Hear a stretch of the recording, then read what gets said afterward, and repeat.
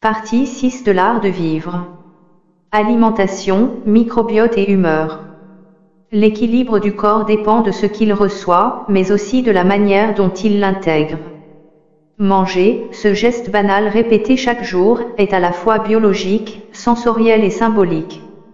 Il relie le monde extérieur à notre monde intérieur, chaque bouchée fait passer quelque chose de la terre vers le sang, puis du sang vers la pensée. Ce que nous appelons manger n'est pas une simple ingestion, c'est une forme de communication chimique continue entre le vivant et son environnement. D'un point de vue physiologique, chaque aliment transporte des signaux. Les glucides modulent le taux de sucre dans le sang, les protéines libèrent des acides aminés essentiels, les lipides assurent la construction des membranes cellulaires, et les micronutriments, vitamines, minéraux, antioxydants, orchestrent la régulation de milliers de réactions enzymatiques. Mais cette lecture purement chimique ne dit pas tout.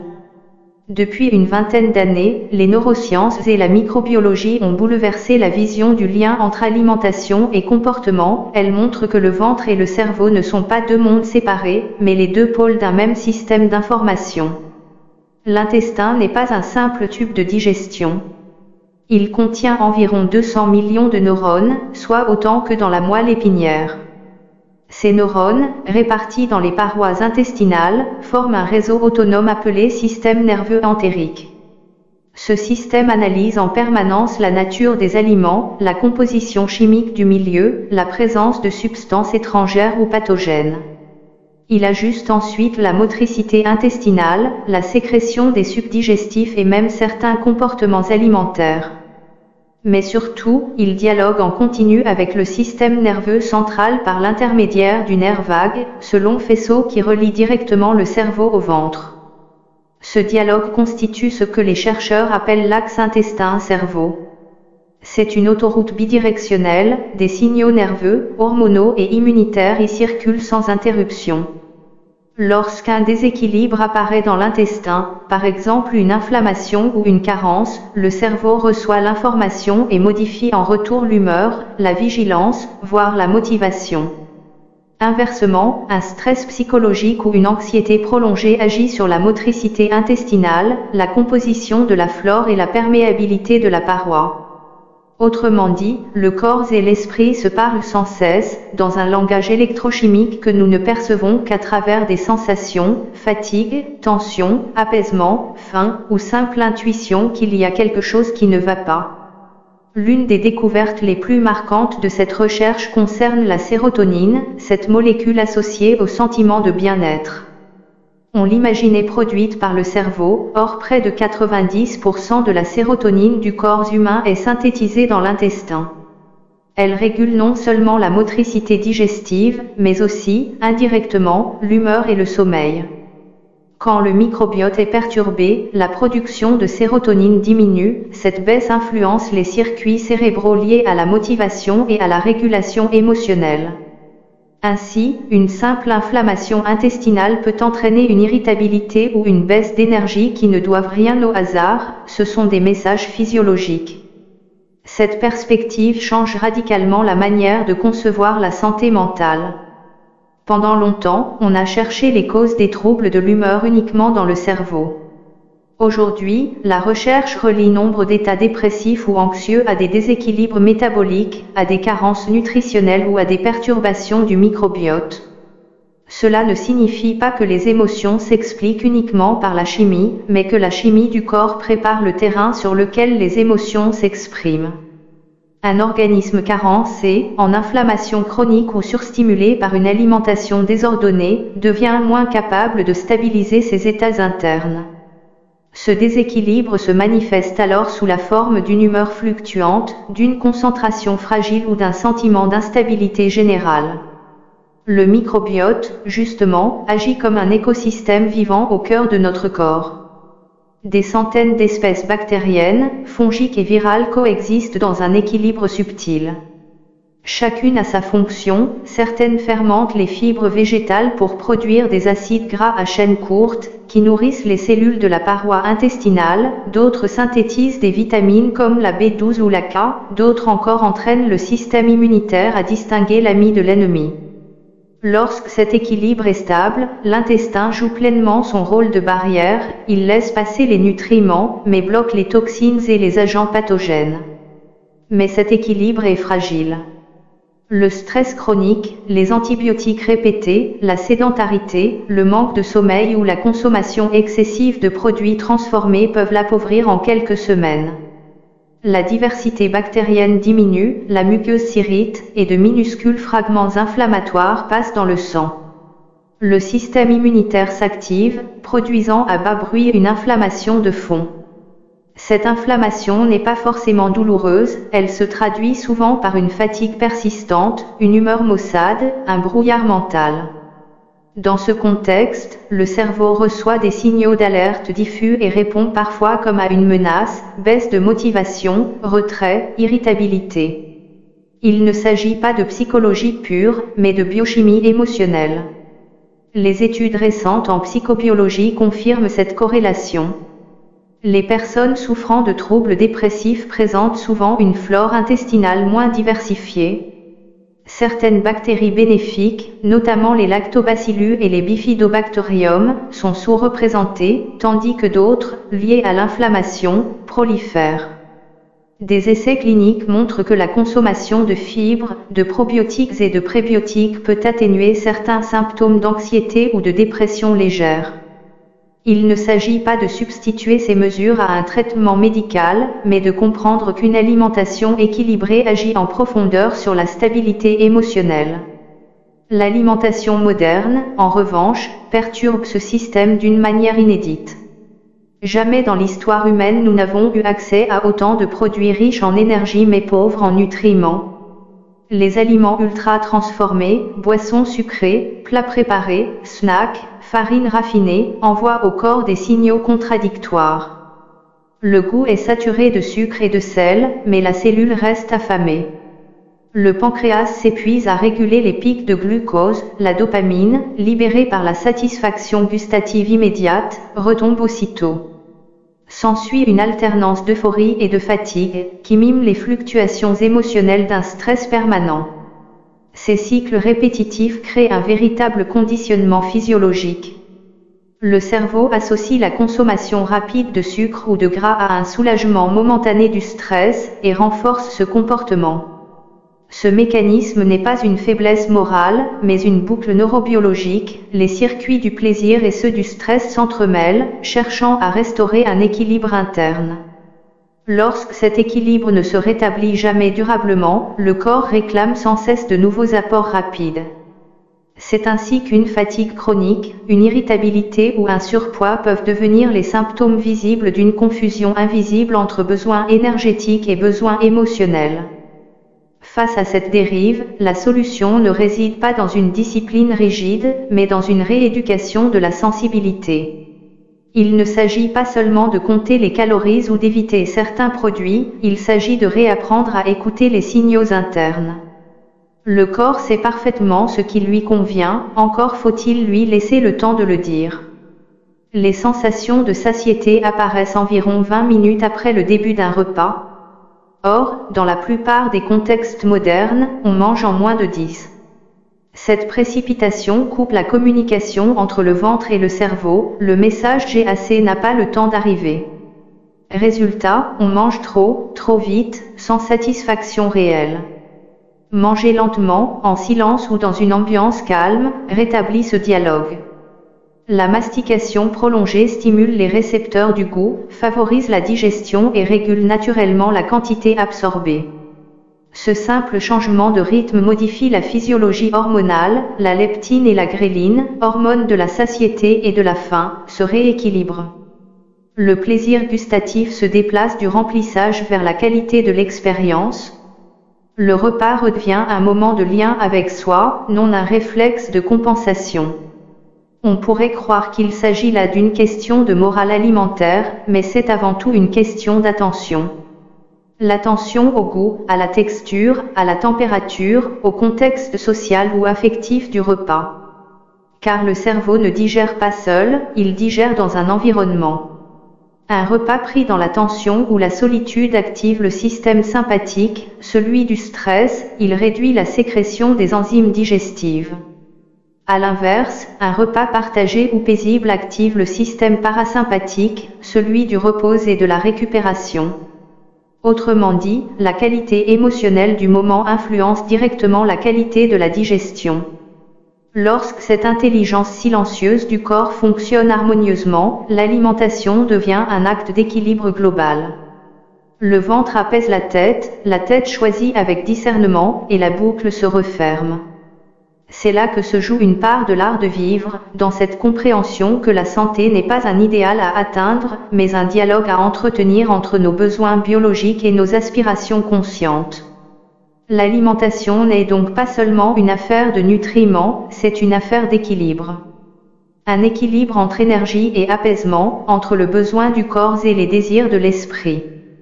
Ce lien subtil explique pourquoi les repas peuvent autant influencer la clarté mentale que l'état émotionnel. Ce que nous avalons chaque jour façonne nos humeurs à travers un enchaînement complexe de réactions biologiques, mais aussi à travers la symbolique du geste. La physiologie du cerveau, tout d'abord, dépend directement de la qualité du carburant qu'elle reçoit. Le cerveau consomme à lui seul environ 20% de l'énergie totale du corps, principalement sous forme de glucose. Or, contrairement à d'autres organes, il ne peut pas stocker cette énergie, il a besoin d'un apport constant, stable et modéré. Lorsque le sucre sanguin monte brusquement, après la consommation d'un produit très sucré, par exemple, le cerveau reçoit un afflux soudain de carburant, mais celui-ci s'épuise vite. Quelques heures plus tard, la glycémie chute, apparaissent la fatigue, la distraction, voire une légère irritabilité. Ce phénomène, observé dans de nombreuses études cliniques, montre que les pics de glucose sont corrélés à une variabilité accrue de l'humeur et de la concentration. À l'inverse, une alimentation composée de glucides complexes, céréales complètes, légumineuses, fruits entiers, libère le glucose lentement. La courbe énergétique devient stable, le cerveau reste alimenté sans sursaut. Cette stabilité métabolique se traduit souvent par une stabilité émotionnelle. Il n'est pas rare que des personnes en déséquilibre alimentaire ressentent un flou mental ou une perte de motivation, sans imaginer que leur petit déjeuner trop sucré ou leur repas sauté en soit la cause. L'alimentation influence le moral comme une météo interne, les variations brutales produisent des orages, la régularité ramène le beau temps. L'autre pilier majeur du bien-être mental est le gras, souvent diabolisé mais essentiel. Les membranes des neurones sont composées de lipides, leur fluidité conditionne la vitesse et la précision des échanges électriques entre cellules. Des acides gras de qualité, notamment les oméga 3, présents dans les poissons gras, les noix, les graines de lin ou de chia, améliorent la communication neuronale et régulent la production des neurotransmetteurs. Un déficit chronique en oméga 3, courant dans les régimes occidentaux, est associé à un risque accru de dépression et à une réactivité émotionnelle plus forte. Ces acides gras participent aussi à la modulation de l'inflammation, ils favorisent la fabrication de molécules anti-inflammatoires qui apaisent les tissus nerveux. Inversement, les graisses saturées et les acides gras trans, abondants dans les fritures, margarines industrielles ou pâtisseries transformées, rigidifient les membranes et perturbent la signalisation neuronale. Elles favorisent également l'inflammation chronique de bas grade qui, à long terme, altère les fonctions cognitives. Ce n'est pas seulement une question de cholestérol ou de silhouette, mais de clarté mentale, l'inflammation diffuse rend le cerveau plus lent et plus réactif au stress. Les vitamines du groupe B jouent, elles aussi, un rôle déterminant. Elles participent à la production d'énergie dans les cellules nerveuses, à la synthèse des neurotransmetteurs et à la régénération du système nerveux. Une carence en vitamine B6 ou B12 peut se traduire par une fatigue, une apathie, voire une baisse de la mémoire. De même, les minéraux comme le magnésium et le zinc régulent la transmission nerveuse et la résistance au stress. Le magnésium, en particulier, agit comme un frein naturel au système nerveux central, il aide à calmer l'excitabilité neuronale. Or, près de la moitié de la population française présente un apport insuffisant en magnésium, notamment à cause de la consommation réduite de légumes secs, de graines et de céréales complètes.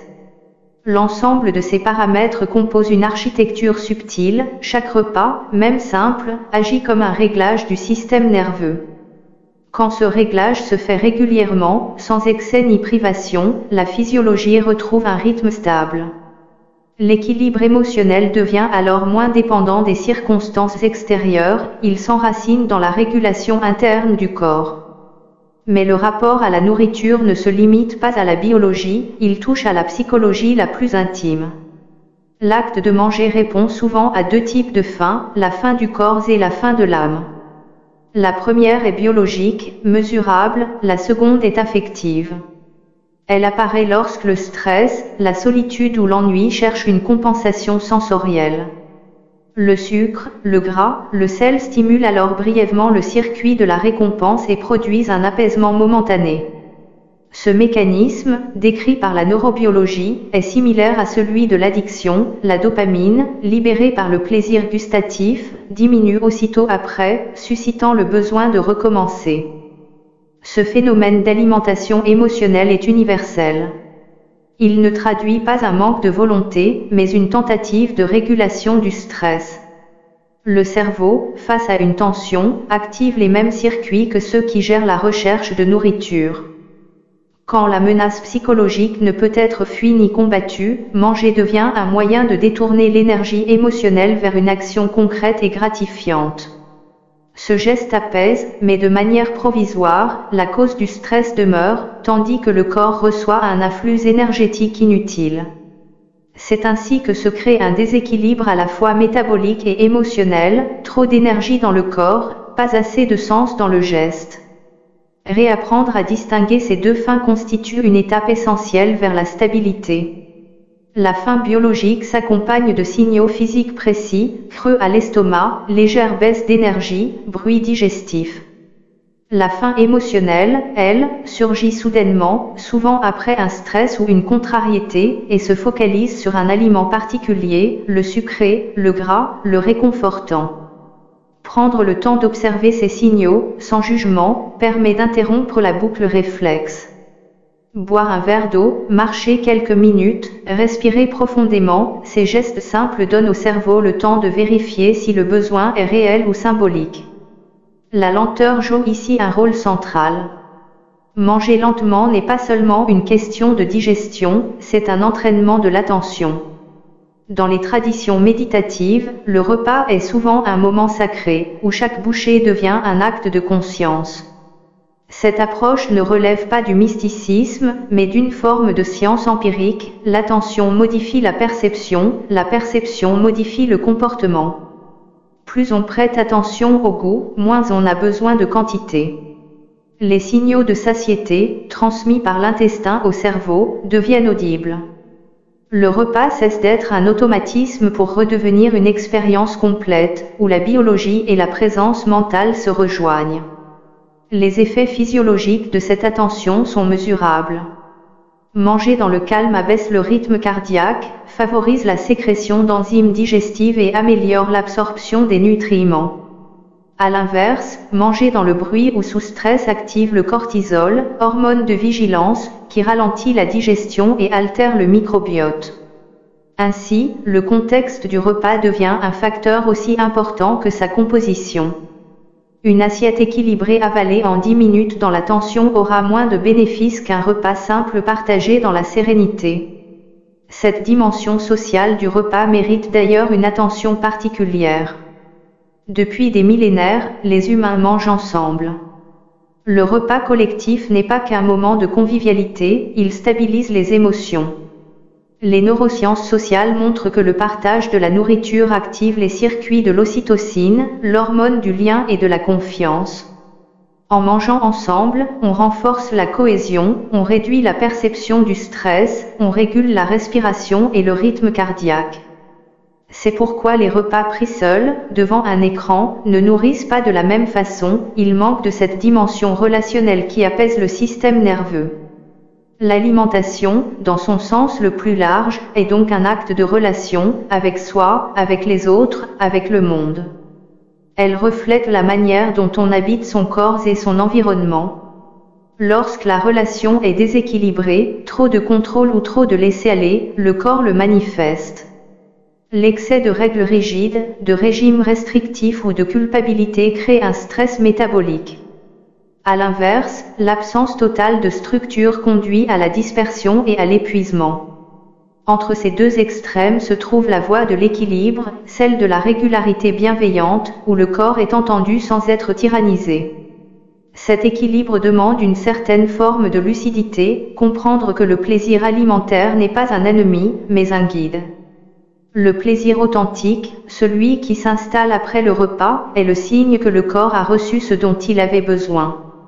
Le plaisir trompeur, celui qui épuise aussitôt la satisfaction, révèle une dissonance entre le besoin et la réponse. La tâche n'est donc pas de se priver, mais d'affiner la perception du vrai plaisir, celui qui nourrit sans alourdir. Sur le plan biologique, cette lucidité se traduit par la capacité à maintenir une homéostasie, c'est-à-dire la stabilité dynamique du milieu intérieur. Chaque écart alimentaire, chaque excès, chaque privation impose au corps un effort d'adaptation. Quand ces efforts se répètent, la régulation se fatigue, apparaissent alors des signaux d'alerte, troubles du sommeil, variation de poids, irritabilité, baisse de concentration.